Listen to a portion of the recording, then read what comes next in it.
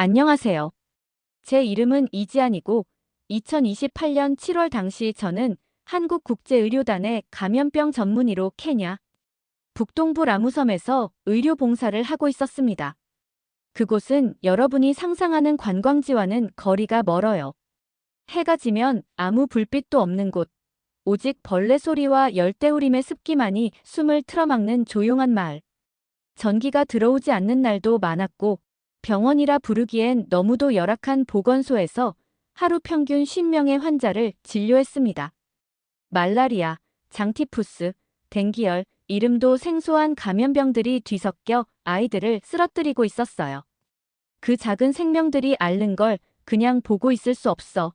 한국에서 온 의료팀 8명이 자원봉사를 신청했고 저는 그중 한 명이었죠.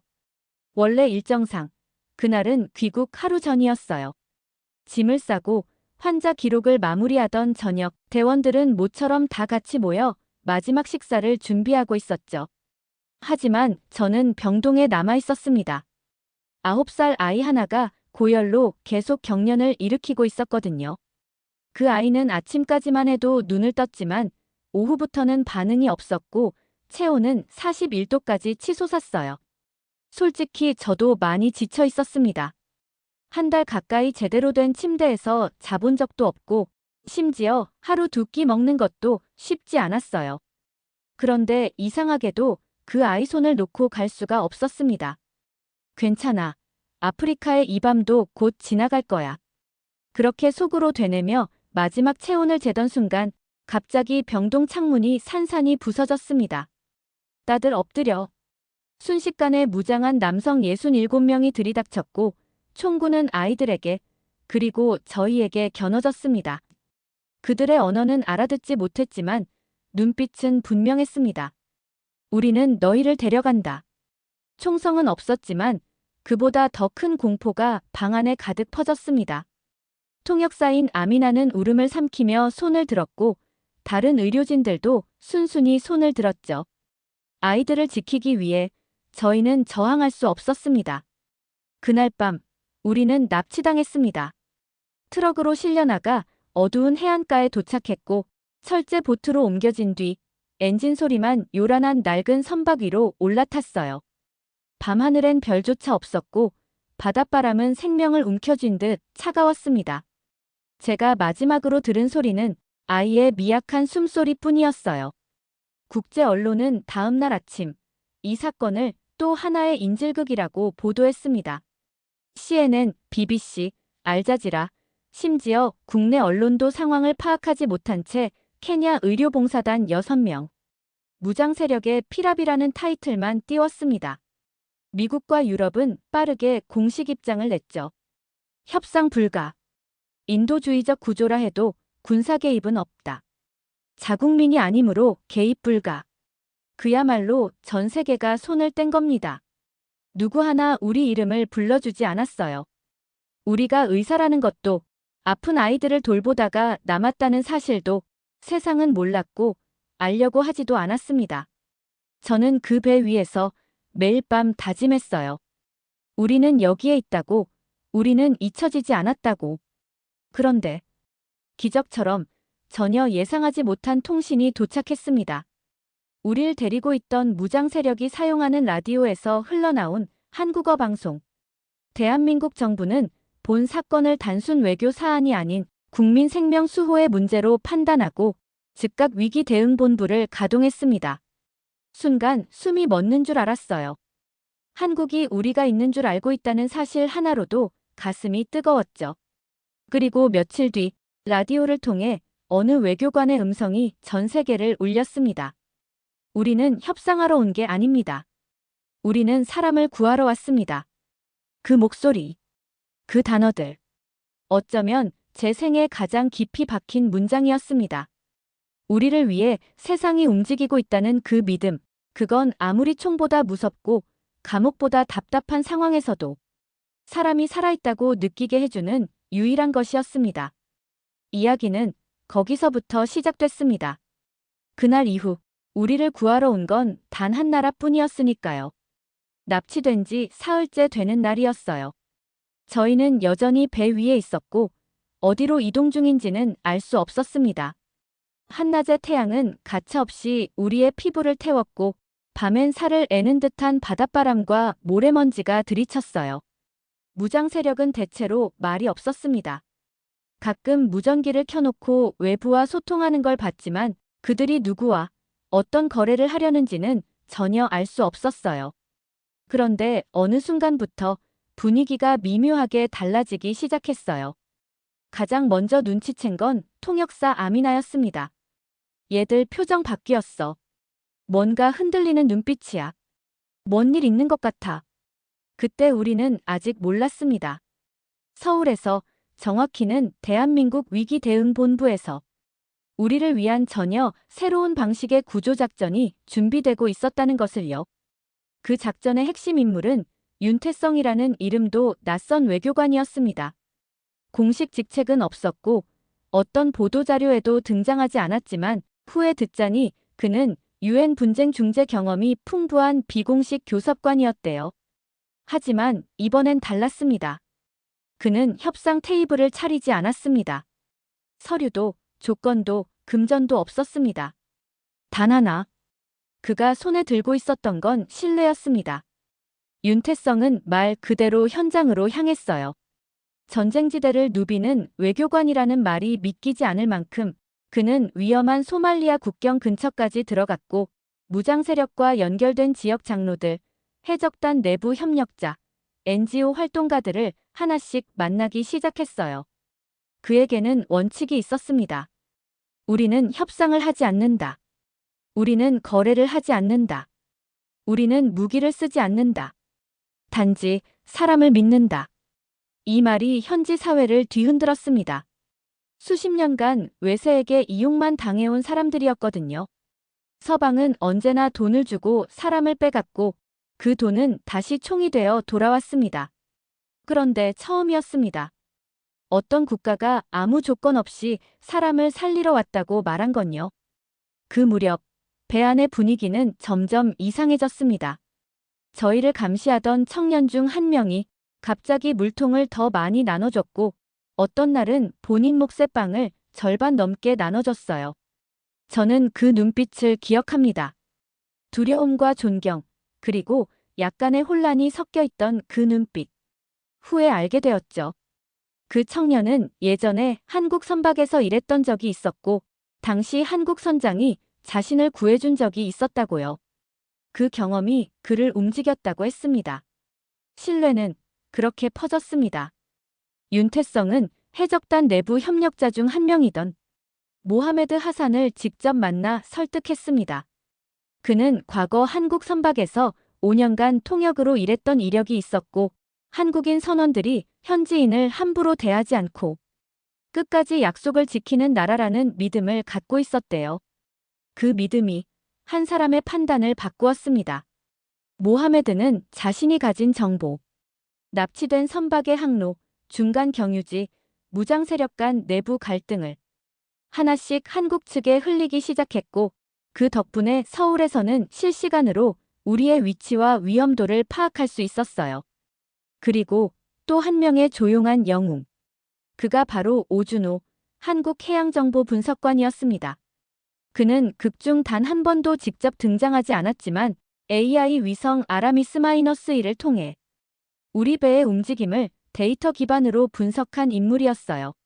수천 개의 해상 궤적 중 단 5%의 확률에 불과한 경로를 직감으로 선택했고 그것이 정확히 우리가 이동하던 코스와 일치했다는 건 사건 이후에서야 밝혀졌습니다.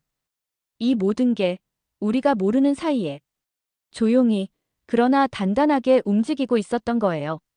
그들이 우리를 위해 움직이던 시간 동안 우리에게 들려온 단 하나의 소식은 이거였습니다. 한국은 절대 국민을 두고 협상하지 않는다. 사실 어떤 무기보다 강력했던 건 그 믿음이었어요. 이제 저희는 확신했습니다. 누군가 반드시 우리를 찾아올 거라는 것. 그리고 그 누군가는 한국이라는 나라일 거라는 것.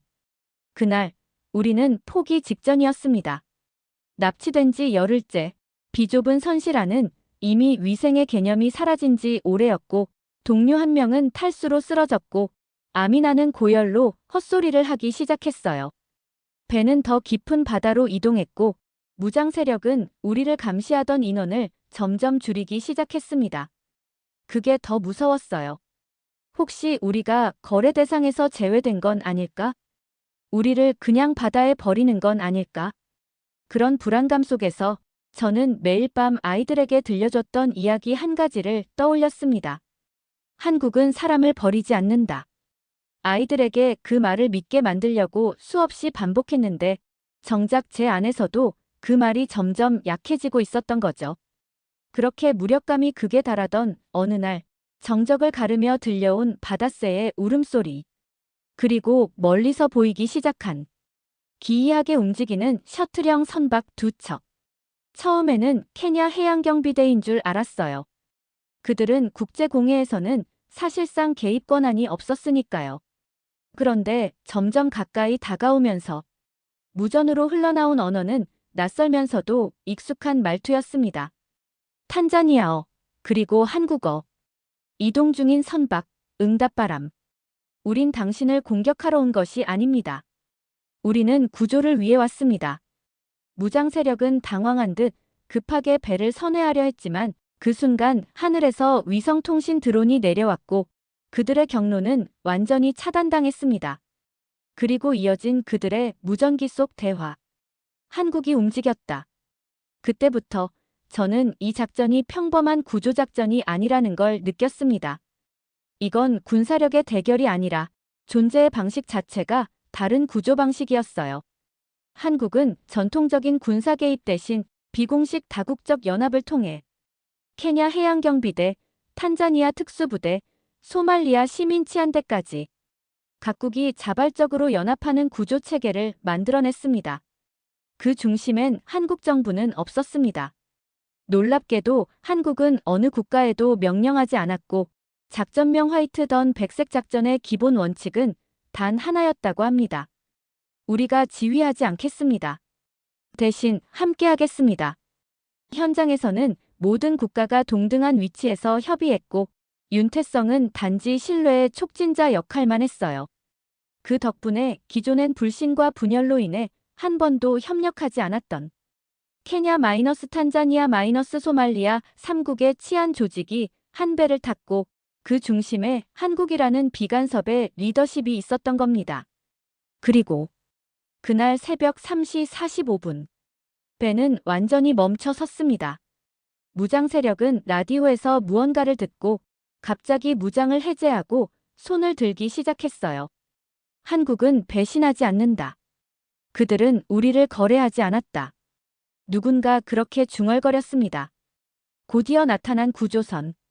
케냐 해양경비대의 깃발과 함께 저 멀리서 들려온 대한민국이라는 국호가 적힌 구호 헬기의 로고. 그 순간 저는 무릎이 풀려 주저앉았고 숨죽이고 울기 시작했어요. 한국이 왔다, 진짜로 왔다. 누군가는 총을 쏘지 않고 구조를 할 수 없다고 했습니다. 누군가는 조건 없는 구출은 허상이라고 했습니다.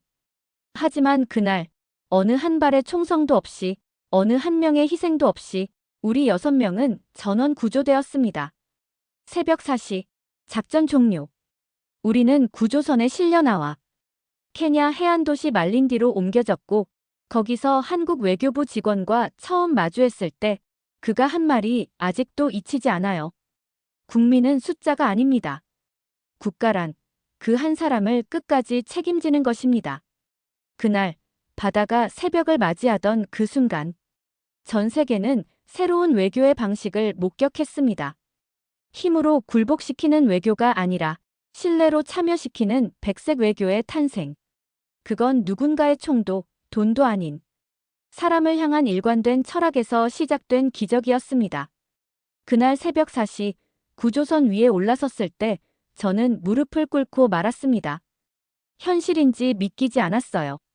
살아있다는 것, 그리고 누군가가 우리를 끝까지 포기하지 않았다는 사실이 너무나 거대한 감정으로 밀려왔거든요. 구조대원 중 한 명이 조용히 제게 담요를 덮어주며 이렇게 말했습니다. 한국은 사람을 숫자로 보지 않습니다. 한 사람이라도 끝까지 데려오는 게 우리 방식입니다. 그 짧은 한마디가 저를 완전히 무너뜨렸습니다. 그동안 꾹 참고 있었던 눈물이 왈칵 쏟아졌고 저는 한참을 소리 없이 울었습니다. 복귀는 단지 귀국이 아니었습니다. 존엄을 회복하는 여정이었어요. 케냐 말린디 공항에 도착하자 우리를 기다리던 건 단순한 환영 인사가 아니었습니다. 케냐 보건부 장관, 탄자니아 내무부 관료, 그리고 아프리카 연합 AU 파견 사무관까지 직접 나와 저희의 손을 잡았습니다. 그 장관이 제게 말했어요. 당신은 환자를 위해 남았고 한국은 당신을 위해 움직였어요. 이 이야기는 앞으로 우리가 배워야 할 국가란 무엇인가에 대한 교과서가 될 것입니다. 그 순간 저는 깨달았습니다. 구조된 건 우리뿐이 아니었습니다. 그 구조 과정 자체가 현지 사회의 수십 년짜리 냉소와 불신을 바꾼 계기였던 거예요. 그 후 며칠간 저는 세계가 바뀌는 걸 직접 목격했습니다. 첫 번째 변화는 소말리아 해적단 내부에서 시작됐습니다. 우리를 감시하던 이들 중 일부가 자발적으로 무기를 내려놓고 지역 치안대에 참여하겠다고 선언했어요. 그 이유가 충격적이었습니다. 한국은 우리를 협상 대상으로 보지 않았다. 우리를 이용하지도 배제하지도 않았다. 그런 나라는 처음이었다. 그래서 총을 내려놓기로 했다. 이후로 몇 주간 AU 본부엔 자발적 무기 반납 보고서가 쏟아졌고 각국 정부는 한국의 비개입 중심 조율 전략을 모범 사례로 기록하기 시작했습니다. 두 번째 변화는 외교의 정의가 달라진 것이었습니다. 사건 이후 아프리카 연합은 공식 성명을 통해 이렇게 발표합니다. 이번 작전은 국제협상, 무력, 제재가 아닌 조건 없는 신뢰를 바탕으로 한 새로운 외교 전략이다. 우리는 이를 화이트 도시TRIN이 백색 외교라 명명한다. 이 선언은 유엔에서도 회자되었고 대한민국은 처음으로 비군사적 영향력 강국이라는 새로운 지위를 얻게 되었습니다. 그것은 명예가 아니라 한 사람의 생명을 구조하기 위한 일관된 철학이 만들어낸 역사였습니다. 그리고 저는요. 복귀 후에도 오랫동안 이 이야기를 마음속에서 놓지 못했습니다. 밤이면 여전히 배 위에서 들리던 물소리와 아이의 열이 오르던 그 병동의 공기, 그리고 라디오에서 흘러나온 그 목소리가 선명하게 떠올랐습니다. 우리는 외교를 하러 온 게 아닙니다. 우리는 사람을 구하러 왔습니다. 그 문장은 더 이상 구호가 아니었습니다. 저에게는 살아있음을 확인시켜준 선언이자 국가란 무엇인가에 대한 대답이었습니다. 그래서 저는 결심했습니다. 단 한 번의 구조로 끝내지 않기로요.